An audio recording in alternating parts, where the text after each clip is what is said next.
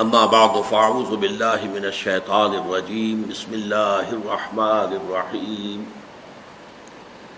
والعصر ان الانسان لفی خسر الا الذین آمنوا وعملوا الصالحات وتواصوا بالحق وتواصوا بالصبر صدق اللہ العظیم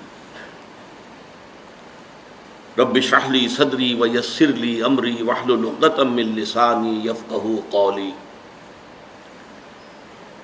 اللہم ارحمنا بالقرآن العظیم واجعلہ لنا اماما ونورا وہدی ورحمہ آمین یا رب العالمین۔ والعصر، زمانہ گواہ ہے۔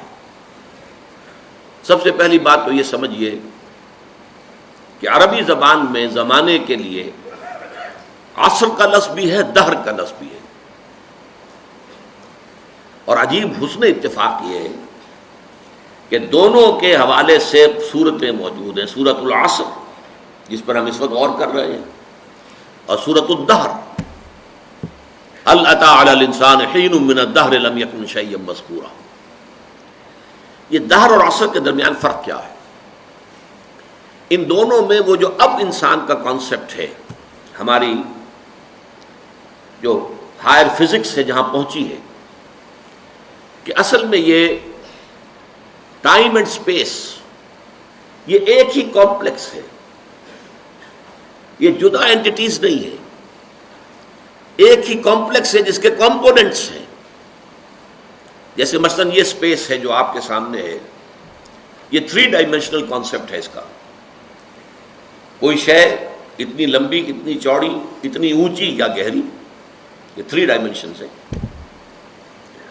Time is the 4th dimension of the space, اور کہا یہ جاتا ہے کہ جیسے یہ تینوں ڈائمینشنز جو ہے، اب یہ اوپر جا کر آپ دیکھ رہے ہیں کہ یہ مل رہی ہیں لکیریں، لمبائی والی آ گئی، چوڑائی والی آ گئی، اونچائی والی آ گئی، اور یہ تینوں لکیریں جو ہیں یہ ایک دوسرے پر زاویہ قائمہ بنا رہی ہیں، رائٹ اینگلز، تینوں ایک دوسرے پر۔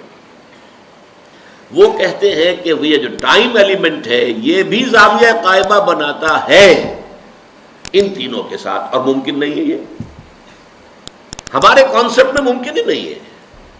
کوئی لائن کا آپ تصور کر سکتے ہیں؟ تو 2 کے ساتھ زاویہ قائمہ ہوگا تو، اور تیسری کے ساتھ وہ جو اسٹریٹ لائن بن جائے گی، 180 کا زاویہ ہوگا۔ لیکن کہتے ہیں یہ فزکس ہے، یہ میتھمیٹکس ہے، اب جو بڑے لوگ ہیں، اب کوئی چیز ہمارے تصور میں نہ آ سکے، ہمارا تصور محدود ہے، اسی 3 ڈائمینشنل اسپیس کے اندر ہی ہم نے پروان چڑھا ہے ہم، اور ہمارا سارا تصور اور تخیل بھی انہی کے اندر ہے۔ تو اسپیس اینڈ ٹائم کمپلیکس کے اندر عصر میں زیادہ زور اور ایمفیسس جو ہے وہ ٹائم کی طرف ہے، اور دہر میں اسپیس کی طرف ہے، لیکن ان دونوں کے اندر ٹائم اینڈ اسپیس کمپلیکس دونوں کا تصور موجود ہے۔ اس کو فلسفے میں کہا جاتا ہے، ایک ہے ایبسولوٹ ٹائم یا پیور ڈیوریشن، جس میں کوئی مرور نہیں ہے، جس میں ماضی، حال، مستقبل نہیں ہے، زمانے کے گزرنے کا کوئی تصور نہیں ہے۔ ایک ہے سیریل ٹائم، وہ زمانہ جو گزر رہا ہے، کل تھا پھر آج آ گئی ہے، کل تھی اور آج آ گیا، آج ہے اور پھر کل جو ہے ایک اور کل آ جائے گی۔ اسی طریقے سے سیریل ٹائم اور ایبسولوٹ ٹائم۔ عصر تیزی سے گزرنے والا زمانہ گواہ ہے، قسم ہے اس زمانے کی جو تیزی سے گزر رہا ہے۔ والعصر، اس میں اگر آپ کو یاد ہو، میں نے میٹرک کے زمانے میں سام آف لائف ایک نظم جو ہے انگریزی زبان کی بڑی عمدہ نظم ہے، اس کا ایک سٹینزا آپ کو سنا رہا ہوں۔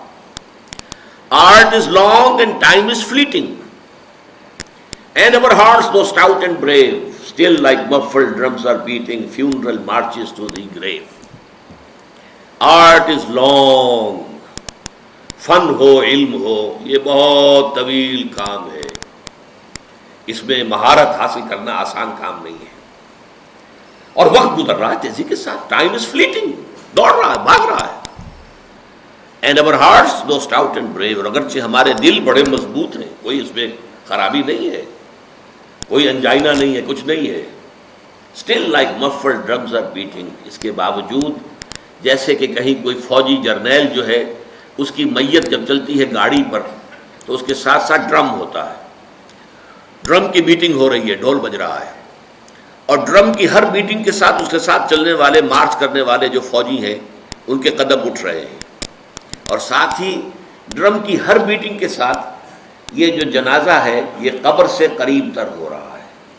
اسی طرح ہمارا یہ دل جو دھڑک رہا ہے، and our hearts, though stout and brave, still like muffled drums are beating funeral marches to the grave. ہمارا یہ دل بھی اس کی ہر حرکت جو ہے، بیٹنگ آف دی ہارٹ، یہ بھی ہر حرکت ہمیں اپنے قبر سے قریب تر کر رہی ہے، گویا کہ ہماری لاش جو ہے اس گاڑی کے اوپر رکھی ہوئی ہماری ہر بیٹ آف دی ہارٹ کے ساتھ قبر سے نزدیک تر ہوتی جا رہی ہے۔ یہ تصور ہے ٹائم از فلیٹنگ، تو والعصر، یہ تیزی سے گزرنے والا زمانہ اس پر شاہد ہے۔ عربی زبان میں اعصار کہتے ہیں جھکڑ، بہت تیز آندھی چل رہی ہے۔ اسی طریقے سے عصر کا وقت وہ ہے جبکہ اب دن تیزی کے ساتھ ختم ہو رہا ہے۔ آج کل تو آپ کو معلوم ہے بجلی کی ایجاد کے بعد سے رات دیر میں شروع ہوتی ہے، لیکن اس سے پہلے جبکہ بجلی ابھی ایجاد نہیں ہوئی تھی تو رات کو غروب شمس کے ساتھ رات شروع ہو جاتی تھی، اور عصر کے بعد سے پھر یہ کہ حسل اینڈ بسل ہوتی تھی کہ اب لپیٹو اور سمیٹو مال۔ کسی نے اگر کوئی اپنی دکان جو ہے سڑک کے اوپر لگائی ہوئی ہے، کہیں راستے کے اندر کسی نے کوئی سامان اپنا پھیلایا ہوا ہے، کوئی مرچنڈائز اس کا ہے، اب وہ لپیٹتا ہے، گھر جانے کی خبر کرتا ہے۔ وہ عصر جو ہے، وہ زمانہ، یہ ہے در حقیقت جو تصور دیا گیا ہے۔ اور اس میں گواہی کس پہلو سے ہے؟ پہلی بات تو یہ نوٹ کیجئے، قرآن مجید میں جو قسمیں آتی ہیں تو ہم تو قسم کھاتے ہیں کس اعتبار سے، کسی عظیم شے کی قسم کھائیں گے، اللہ کی قسم، قرآن کی قسم وغیرہ، لیکن یہ کہ ظاہر بات ہے اللہ تعالیٰ سے عظیم تر تو شے کوئی ہے نہیں۔ اللہ جب قسم کھاتا ہے تو اس میں عظمت کا پہلو نہیں ہوتا۔ ہمارے ہاں مفسرین نے اس معاملے میں خام خواہ محنتیں کی ہیں۔ والتین والزیتون، انجیر اور زیتون پر قسمیں کھائی گئی ہیں، تو اب اس کے حوالے سے انجیر کے خواص کیا ہیں، فوائد کیا ہیں، طبی طور پر کیا اس کے اندر جو ہے وہ مفادات ہیں، فوائد ہیں۔ حالانکہ یہ چیز نہیں، بنیاد جو ہے صرف شہادت۔ اللہ کی قسم بھی ہم جب کھاتے ہیں تو کیوں کھاتے ہیں؟ کس بات پر کھاتے ہیں؟ اپنے کسی سٹیٹمنٹ پر اللہ کی قسم کھاتے ہیں کہ میں اللہ کو گواہ کر کے کہہ رہا ہوں کہ جو کچھ میں کہہ رہا ہوں یہ ٹھیک ہے، یا کسی وعدے پر اللہ کی قسم کھاتے ہیں کہ اللہ کی قسم میں تمہاری یہ بات پوری کر دوں گا۔ تو گویا کہ مقصود کیا ہے؟ گواہی۔ اللہ گواہ ہے، اللہ کو گواہ کر کے، اللہ شہید بیننا و بینکم، اللہ گواہ ہے ہمارے اور تمہارے مابین۔ تو قرآن مجید میں جو قسمیں اللہ نے کھائی ہیں ان میں مجرد شہادت ہے پیش نظر، اس میں عظمت کا پہلو نہیں ہوتا، اس لیے کہ یہاں قسم کھانے والا عظیم ترین ہے، اس سے عظیم تر تو کوئی شے ہے نہیں۔ اب زمانے کی گواہی کیا ہے وہ میں آپ سے عرض کر چکا ہوں۔ پوری انسانی تاریخ کا جو بھی چشمدید گواہ ہے وہ زمانہ ہے۔ یہ زمانے کی چادر، سورہ اعراف کے اندر آپ اس کو دیکھیں گے، پہلے وہ تخلیق آدم وغیرہ کا ذکر ہوا ہے، اس کے بعد قیامت کا ذکر، اور اس کے بعد جو کچھ ہونا ہے جنت والے اور دوزخ والے اور اصحاب الاعراف ان کا قصہ ہے۔ یہ تو گویا کہ دو انتہائیں ہو گئی، ابتدا انتہا۔ اس کے درمیان پھر شروع ہوتا ہے حضرت نوح کا معاملہ، حضرت ہود کا، حضرت صالح کا، حضرت لوط کا، حضرت شعیب کا، اور پھر بڑی تفصیل جو ہے حضرت موسیٰ علیہ السلام۔ یہ سب تاریخ ہے۔ یہ زمانہ ان تمام چیزوں کے تہذیب ابری چھا گئی دنیا میں، پھر ختم ہو گئی۔ یہ سارا عروج و زوال اس زمانے نے اپنی آنکھوں سے دیکھا ہے، یہ چشمدید گواہ ہے۔ بڑی بڑی عظیم سلطنتیں بنی اور پھر ٹکڑے ٹکڑے ہو کر منتشر ہو گئی، ہوا ہو گئی۔ اسی طریقے سے بڑے عظیم لوگ آئے دنیا کے اندر، پھر ان کا نام و نشان مٹ گیا، ان کی یاد تک جو ہے لوگوں کے ذہنوں میں نہیں رہی۔ اس میں کیا اصول ہیں، کیا قواعد ہیں؟ عروج ہوتا ہے تو کیوں ہوتا ہے، زوال ہوتا ہے تو کیوں ہوتا ہے؟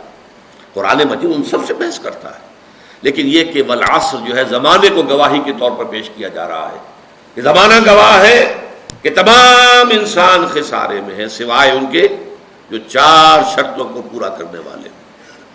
اس میں جیسا کہ میں نے عرض کیا تھا پچھلی نشست میں چونکا دینے کا انداز بھی ہے.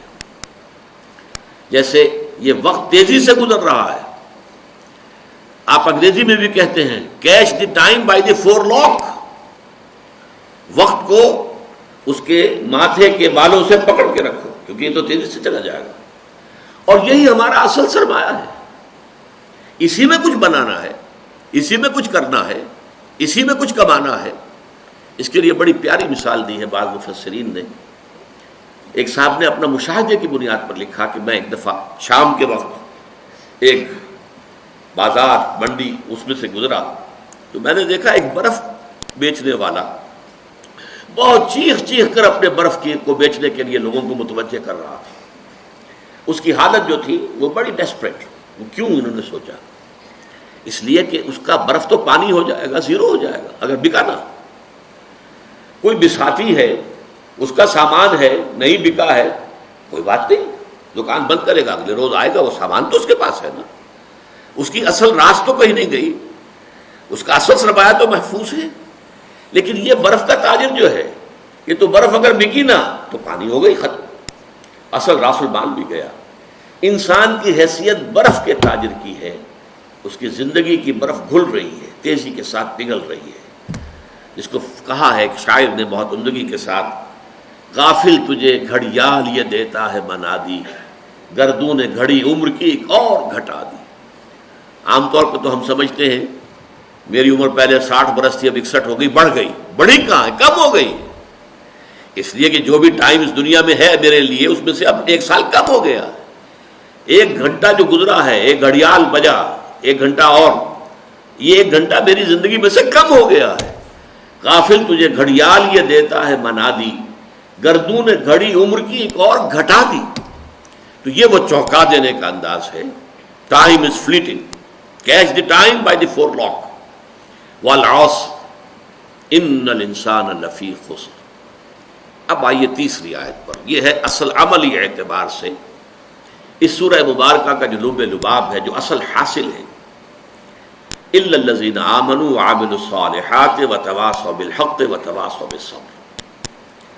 اس سے پہلے کہ ہم ان 4 چیزوں پر علیحدہ علیحدہ گفتگو کریں، پہلے اس جملے کو اپنی نگاہوں کے سامنے لکھ لیجئے، اپنے تخیل کے اندر. والعصر ان الانسان لفی خسر الا الذین آمنوا وعملوا الصالحات وتواصوا بالحق وتواصوا بالصبر. پہلا نتیجہ برآمد کیجئے، اس میں انسان کی کامیابی اور ناکامی کا ایک معیار ہمارے سامنے رکھا گیا.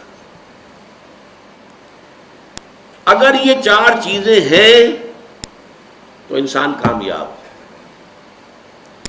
چاہے مفلس ہو، قلاش ہو، دنیا میں اس کو کوئی جاننے والا نہ ہو، کوئی پہچانتا نہ ہو، اگر یہ 4 چیزیں ہیں تو وہ کامیاب ہے. اور اگر یہ چیزیں نہیں ہیں تو چاہے بادشاہ ہو، لکھ پتی ہو، کروڑ پتی ہو، چاہے بہت زبردست اونچے محل میں حویلیوں میں رہتا ہو، کچھ بھی ہو، وہ ناکام ہے. کامیابی اور ناکامی، ذالک یوم التغابن، آگے چل کر جب سورہ تغابن ہم پڑھیں گے تو یہ نقطہ کھل کر تفصیل سے آئے گا.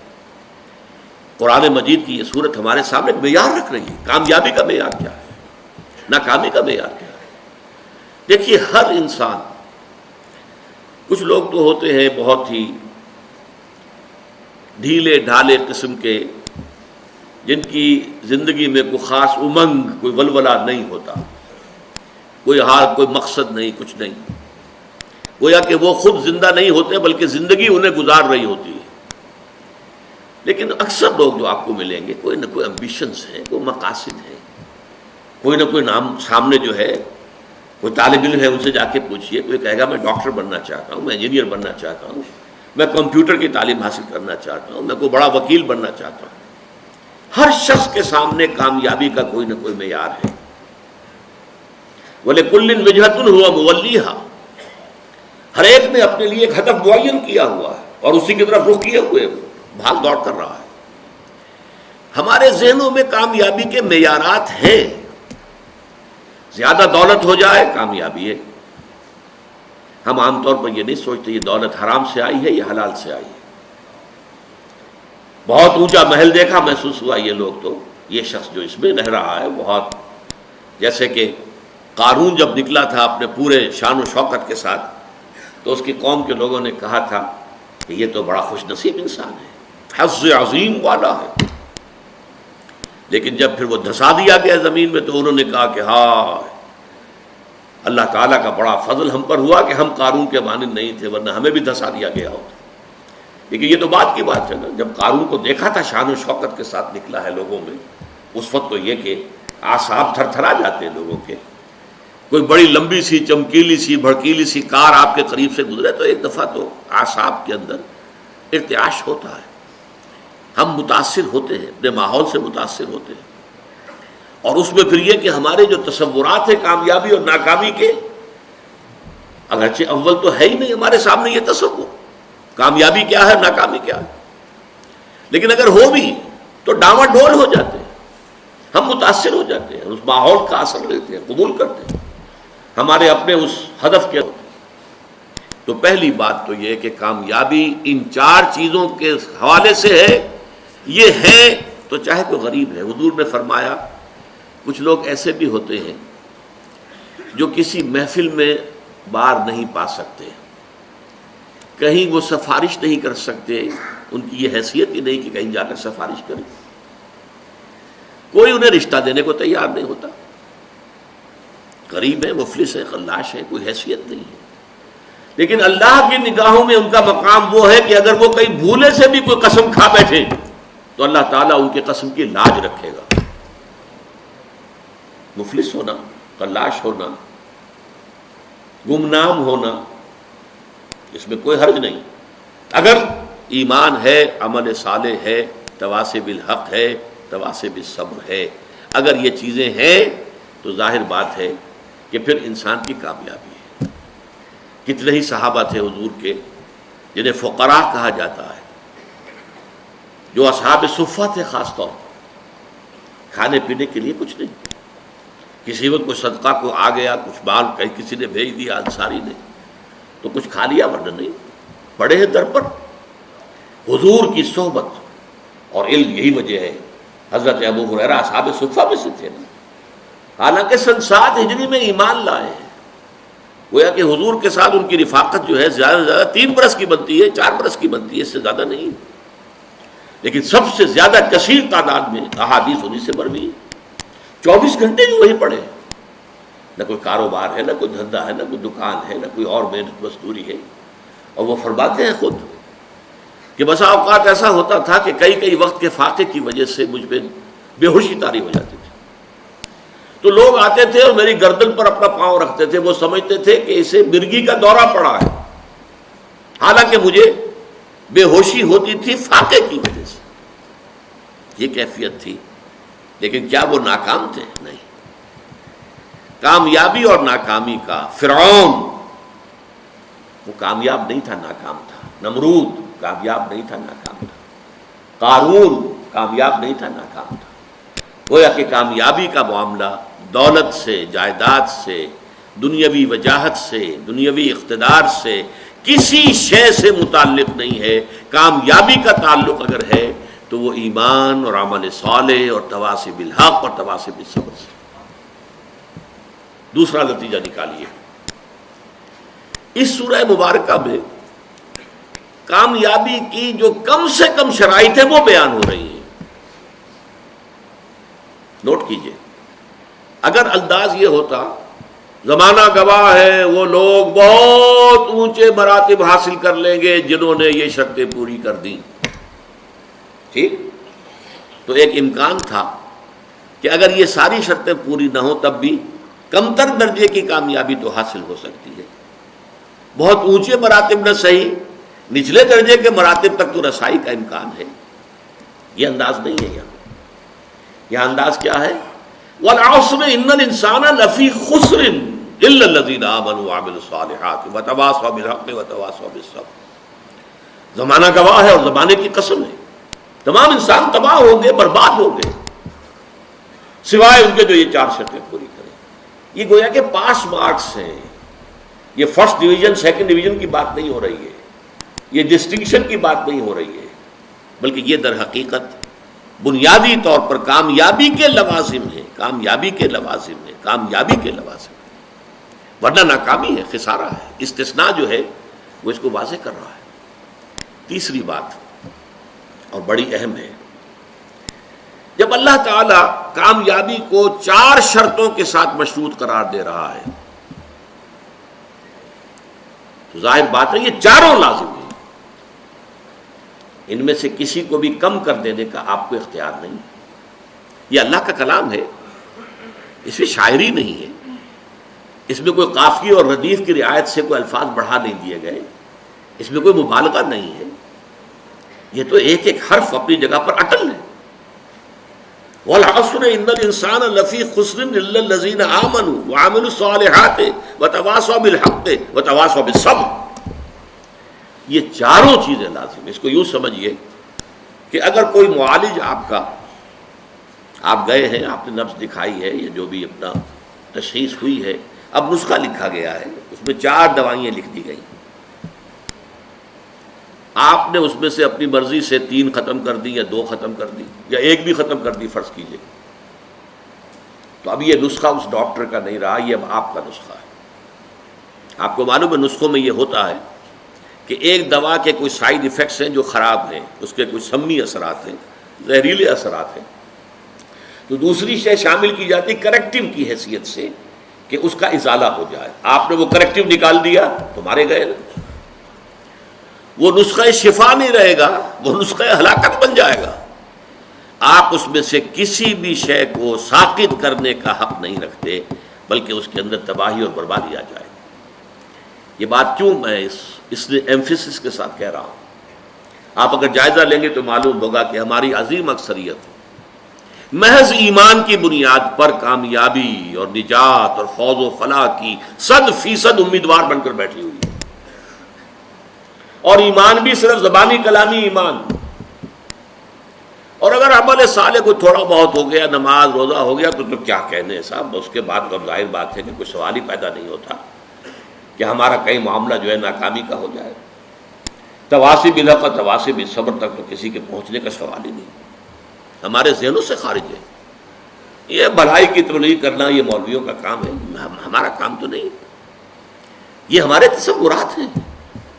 ان تصورات کو توڑ پھوڑ کر صحیح دینی تصور کو واضح کرنے کے لیے سورۃ العصر جو ہے اس پر غور و فکر اور تدبر، یاد کیجئے جو میں نے پچھلی نشست میں آپ کو اقوال سنائے تھے امام شافعی کے، لو تدبر الناس هذه السورۃ لوسعتهم، اگر لوگ صرف اس ایک سورت کے اوپر تدبر کریں تو یہ ان کے لیے کافی ہو جائے گی۔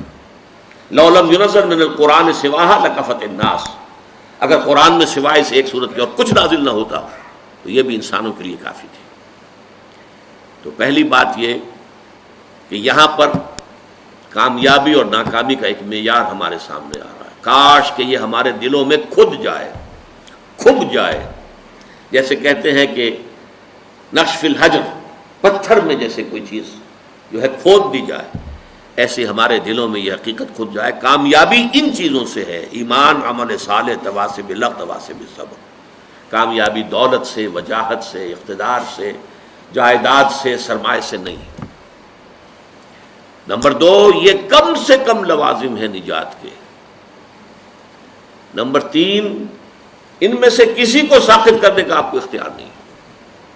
اب اس کے لیے میں آپ کو ایک قول سنانا چاہتا ہوں، امام فخر الدین رازی رحمۃ اللہ علیہ، آپ کو معلوم ہے تفسیر کبیر بہت بلند تفسیر ہے اور بہت مفصل تفسیر ہے، 30 اجزاء میں ہے، اگرچہ اس میں فلسفہ، منطق، فلکیات اس زمانے کی، اس میں کافی کچھ چیزیں ایسی ہیں جس کی بنا پر عام طور پر اس تفسیر کا وہ مقام نہیں سمجھا جاتا، بلکہ بعض حضرات جو ہیں، خاص طور پر جو اہل حدیث مزاج کے حضرات ہیں، وہ تو کہتے ہیں فیہ کل شیء الا التفسیر، اس میں ہر چیز موجود ہے سوائے تفسیر کے۔ اس لیے فلکیات کی بحثیں ہیں، ریاضیات کی بحثیں ہیں، منطق کی بحثیں ہیں، تو بہت ہی اس اعتبار سے وہ اب ایک خاص دور کے اندر تو یوں سمجھیے کہ اس کا بہت بڑا جو ہے مقام، بہت اونچا مقام تھا۔ آج بھی میں اسے بہت اہم تفسیر سمجھتا ہوں۔ انہوں نے اس صورت کے بارے میں جو بات کہی ہے،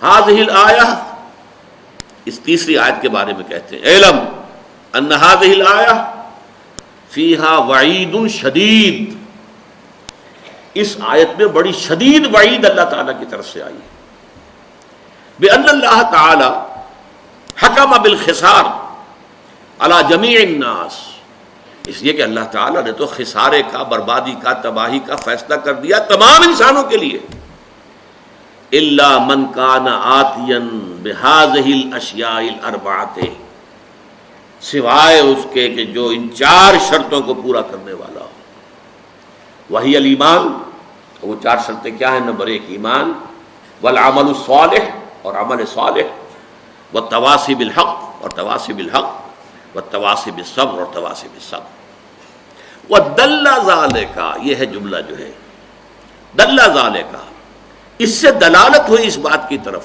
رہنمائی ہوئی اس بات کی طرف، ان النجات معلقۃ بمجموع هذه الاشیاء، کہ نجات معلق ہے، منحصر ہے ان 4 چیزوں کے مجموعے پر۔ یہ ہے نتیجہ، منطقی اعتبار سے اس جملے سے یہ نتیجہ نکلتا ہے، صحیح نکلتا ہے، 100% درست ہے۔ اسی نجات کے لفظ کو جو میں نے لیا ہے، جو اس قول میں ہے امام راضی کے، نجات کی راہ، سورۃ العصر کے موضوع پر جو میری کتاب ہے، اور میں مشورہ دوں گا جن کو بھی دلچسپی سورہ مبارکہ سے ہو گئی ہو وہ ضرور اس کتاب کا مطالعہ کریں۔ اس میں ایک تحریر بھی میری شامل ہے، ایک تقریر شامل ہے۔ ظاہر بات ہے کہ میں ان نشستوں میں تو ان تفاصیل میں جا نہیں سکتا، اور یہ کہ میری تحریر جو اس میں شامل ہے وہ آج سے 35 برس قبل کی ہے، 36 برس قبل کی ہے، تو ظاہر بات ہے کہ اب اس وقت جو بھی جوش و خروش تھا وہ اب تو نہیں ہے، لیکن یہ کہ جن حضرات کو بھی دلچسپی ہو ضرور اس کتاب کا مطالعہ کریں۔ نجات کی راہ، سورۃ العصر کی روشنی۔ تو تیسری بات جو میں نے آپ کو بتائی، چوتھی، یہ 4 چیزیں جو ہیں یہ لازم ہیں، ان میں سے کسی ایک کو بھی ساقط کرنے کا ہمیں اختیار نہیں۔ چوتھی بات، 5ویں بات نوٹ کیجئے، یہ 4 چیزیں لازم و ملزوم ہیں آپس میں۔ ایمان اگر حقیقی ہوگا، عمل صالح لازماً پیدا ہوگا۔ ممکن نہیں ہے کہ ایمان حقیقی ہو اور پھر عمل درست نہ ہو، کیسے ممکن ہے؟ اس ایمان کی پھر 2 دھیلے کی قیمت نہیں جس کی بنا پر انسان کا عمل درست نہ ہو سکے۔ بہت سی احادیث میں ہم دیکھتے ہیں کہ غلط اعمال کی بنیاد پر ایمان کی نفی مطلق کی گئی ہے۔ ایسی شدید حدیث بھی ہے، واللہ لا یؤمنو، واللہ لا یؤمنو، واللہ لا یؤمنو، خدا کی قسم فلاں شخص مومن نہیں ہے، خدا کی قسم وہ مومن نہیں ہے، خدا کی قسم وہ مومن نہیں ہے۔ صحابہ کانپ گئے، لرز گئے، پوچھا من یا رسول اللہ، حضور کس کے بارے میں ارشاد فرما رہے ہیں؟ جواب سنیے، غور سے سنیے، فلاں شخص الذی لا یامن جوارہ بوائقہ، وہ شخص کہ جس کی ایذا رسانی سے اس کا پڑوسی چین میں نہیں ہے۔ کسی گناہ کبیرہ کا ذکر یہاں نہیں ہوا ہے، زنا کا نہیں ہے، چوری کا نہیں ہے، ڈاکے کا نہیں ہے، شرک کا نہیں ہے، کس چیز کا؟ ایک انسان کج خلق ہے، بد خلق ہے، اس کی ایذا رسانی ہے، پڑوسی کو تنگ کرتا ہے، پریشان کیے رکھتا ہے، پڑوسی خائف رہتا ہے، پتہ نہیں کس وقت کیا گزرے گی، تو وہ شخص مومن نہیں ہے، نہیں ہے، نہیں ہے، خدا کی قسم مومن نہیں ہے، خدا کی قسم مومن نہیں ہے، خدا کی قسم مومن نہیں ہے۔ ایک اور حدیث کہ جس کو حضور ہر خطبے میں دہراتے تھے، حضرت انس رضی اللہ تعالی عنہ، جو طویل عرصے تک 9-10 برس تک حضور کے ذاتی خادم رہے، وہ یہ گواہی دیتے ہیں۔ انس رضی اللہ تعالی عنہ فرماتے قلما خطبنا رسول اللہ صلی اللہ علیہ وسلم الا قال، شاذ ہی کبھی ایسا ہوا ہوگا کہ اللہ کے رسول صلی اللہ علیہ وسلم نے فرمایا ہو، ہمیں خطبہ دیا ہو اور یہ الفاظ اس خطبے میں شامل نہ ہو۔ وہ کون سے الفاظ؟ لا ایمان لمن لا امانت لہ ولا دین لمن لا عہد لہ، جس شخص میں امانت داری کا وصف نہیں ہے اس کا کوئی ایمان نہیں، اور جس شخص میں ایفائے عہد کا مادہ نہیں ہے اس کا کوئی دین نہیں. کتنے کیٹیگوریکل ہیں یہ. تو ایمان اصل میں ایک ایمان قانونی ہے، اقرار باللسان. اس ایمان کی بات ہم یہ نہیں کر رہے. یہ تو جب پھر ہمارا جو ہے اس منتخب نصاب کا دوسرا حصہ آئے گا وہ ایمانیات کے مباحث پر ہوگا. اس کے شروع میں پھر ہم ایمان کے بارے میں باتیں کریں گے. ایمان کسے کہتے ہیں، ایمان کی حقیقت کیا ہے، ایمان کی اقسام کیا ہے، ایمان کے درجے کیا ہے. اور پھر یہ کہ وہ حصے پڑھیں گے قرآن کے جس میں ایمان کا سنتھسس، ایمان کے یہ استدلال کس طور سے قرآن مجید ایمان کی دعوت دیتا ہے. اس وقت تو جو ہم سرسری بات کر رہے ہیں کہ ایک قانونی ایمان ہے اقرار باللسان. کوئی ہندو، کوئی سکھ، پارسی، عیسائی ابھی کہے اشہد ان لا الہ الا اللہ و اشہد ان محمد رسول اللہ، وہ مسلمان ہو گیا. اقرار باللسان کا تعلق اسلام سے ہے، تصدیق بالقلب کا تعلق دل سے ہے، وہ ہے اصل ایمان. اور جب دل میں ایمان پیدا ہو جائے، یقین کی کیفیت ہو جائے، پرسنل کنوکشن ہو جائے، تو انسان کے اعمال جو ہے وہ قلب کے تابع ہوتے ہیں. حضور نے فرمایا الا فی الجسد مضغۃ اذا صلح صلح الجسد كلہ واذا فسدت فسد الجسد كلہ الا وهي القلب. آگاہ ہو جاؤ، انسان کے جسم میں ایک لوتھڑا ایسا ہے، اگر وہ درست ہو سارا جسم درست ہو جائے گا، اگر اس میں فساد ہو سارا جسم میں فساد ہو جائے گا. اور آگاہ ہو جاؤ وہ دل ہے. دل میں یقین آ جائے، ایمان آ جائے، پھر عمل درست ہو جائے. اسی طرح حضور نے فرمایا، جیسے میں نے کہا تھا وہ تو ایک تھی کج خلقی، صرف گناہ کبیرہ پر بھی کہا لا یزنی الزانی حین یزنی وہو مومن ولا یسرق السارق حین یسرق وہو مومن ولا یشرب الخمر حین یشرب وہو مومن. کوئی زانی حالت ایمان میں زنا نہیں کر سکتا. کیسے ممکن ہے؟ ایمان بھی دل میں ہو اور زنا بھی ہو رہا ہو. کوئی چور حالت ایمان میں چوری نہیں کر سکتا. کیسے ممکن ہے؟ دل میں ایمان ہو، وہ ایمان دھیلے کا نہیں پھر. اور کوئی چور حالت ایمان میں چوری نہیں کرتا، کوئی شرابی حالت ایمان میں شراب نہیں پیتا. ایمان حقیقی نہیں ہوتا، ایمان قانونی ہے. مسلمان تو وہ رہے گا. چور بھی مسلمان ہے، زانی بھی مسلمان ہے، شرابی بھی مسلمان ہے. آپ حد جاری کیجئے، چور کا ہاتھ کاٹ دیجئے، جو چاہے کرے، لیکن وہ مسلمان رہے گا.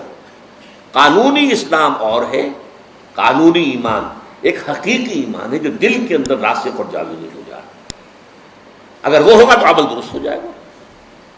اب نوٹ کیجئے عمل کے لیے لفظ جو آیا ہے، جیسے میں نے عرض کیا دہر اور عصر، عربی زبان کا ایک لفظ ہے فعل، ایک ہے عمل.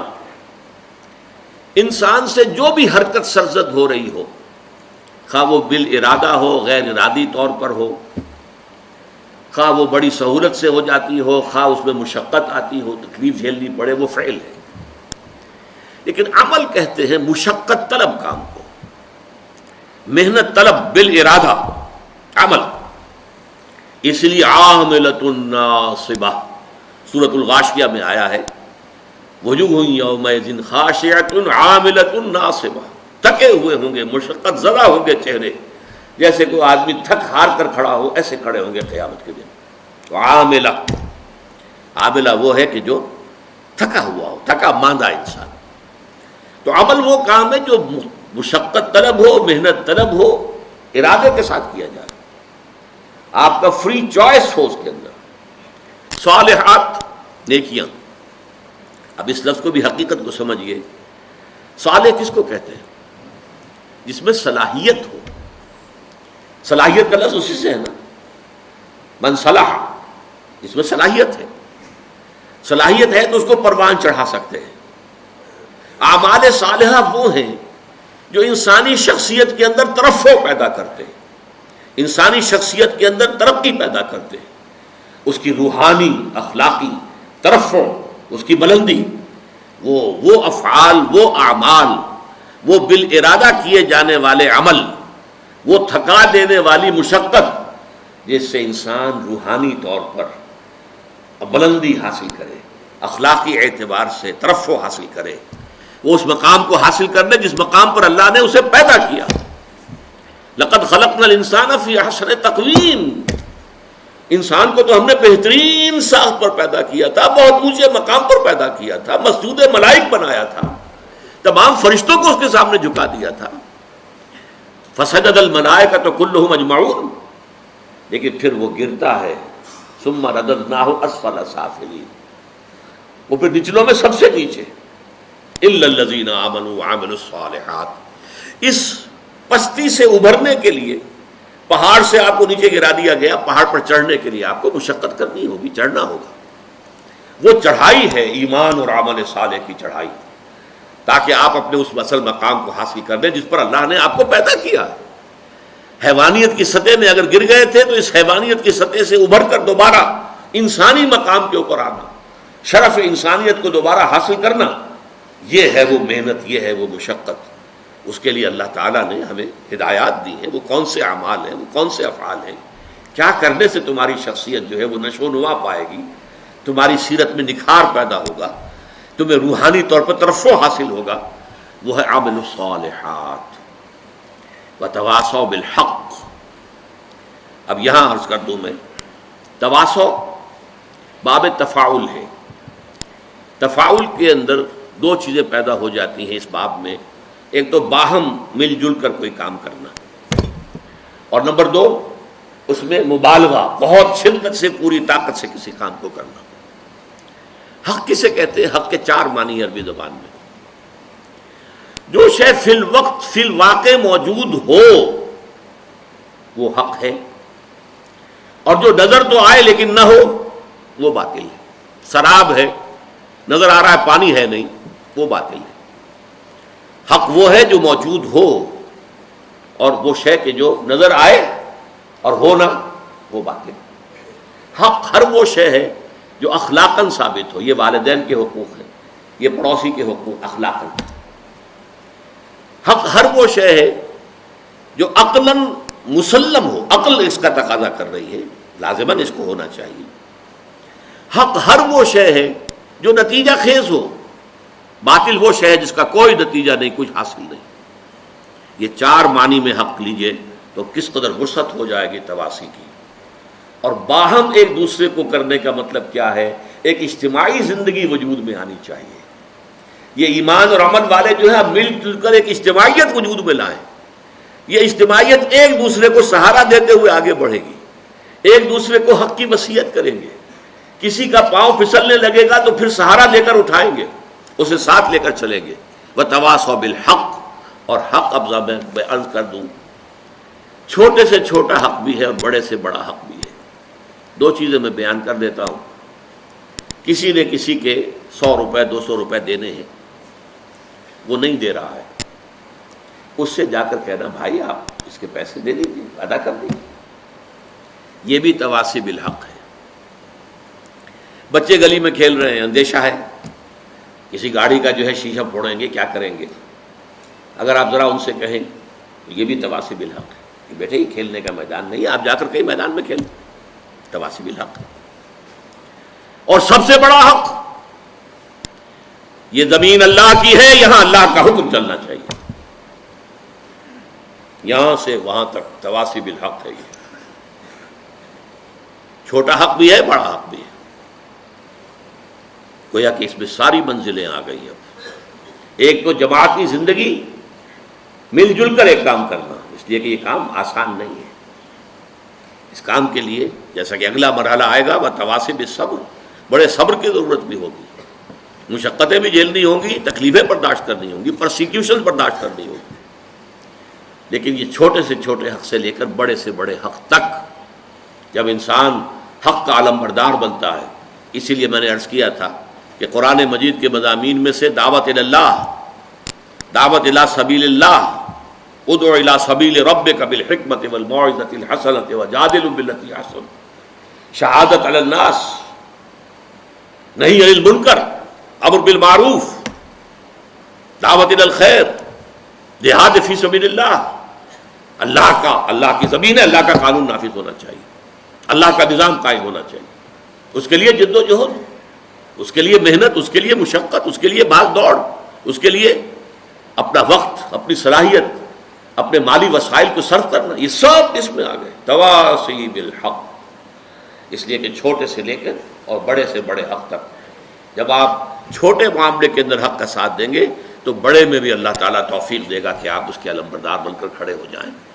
یا ایھا الذین آمنوا کونوا قوامین بالقسط شہداء للہ، اہل ایمان عدل و انصاف کے علمبردار بن کر کھڑے ہو جاؤ اللہ کی گواہی دینے کے لیے.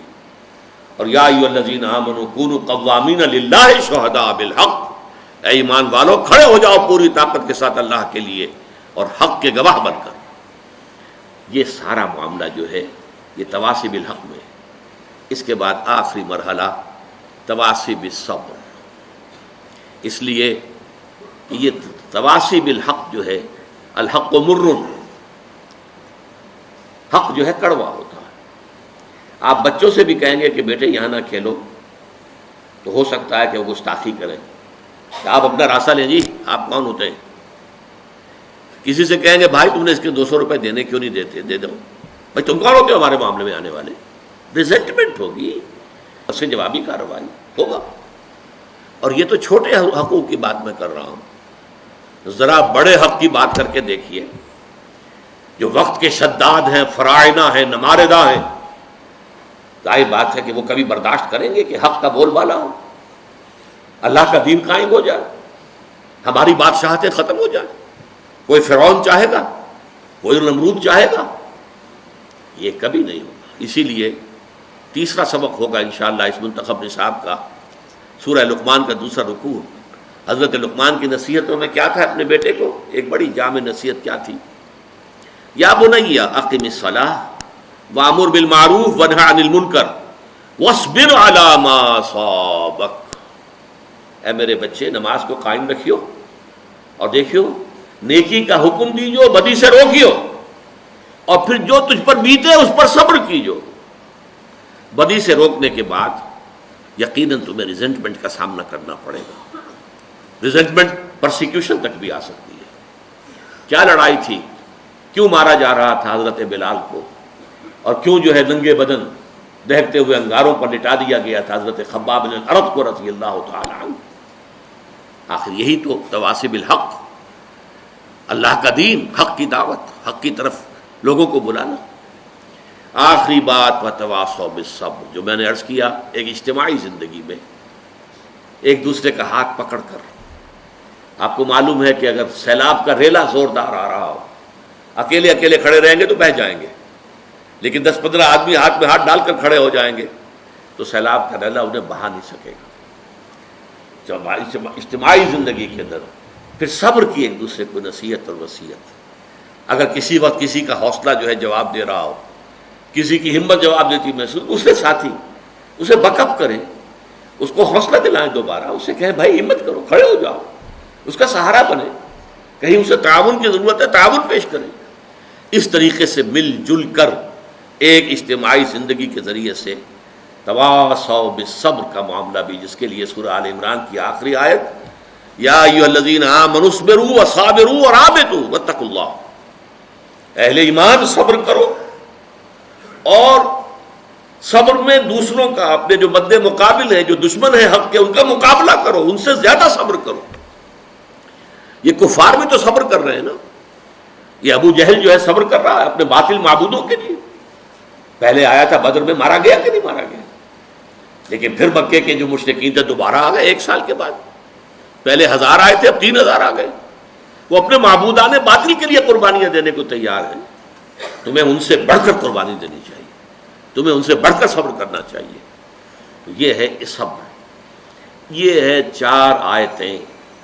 اس میں اگرچہ بعض نکات اب بھی تشنا رہ گئے ہیں، لیکن بحیثیت مجموعی جسے اصطلاحاً کہا جاتا ہے تذکیر بالقرآن، ایک ہے تدبر قرآن، گہرائیوں میں اترنا. ایمان کے لفظی معنی پر بحث ہو، ایمان کے عمل صالح اس کے مختلف پہلو، تواصی بالحق اس کے مختلف پہلو، ان میں آپس میں ربط کیا ہے، کیوں لازم و ملزوم ہے. اس حوالے سے کچھ چیزیں ہو سکتا ہے کہ میں اگلی نشست میں ابھی ان کی بھی تلافی کروں.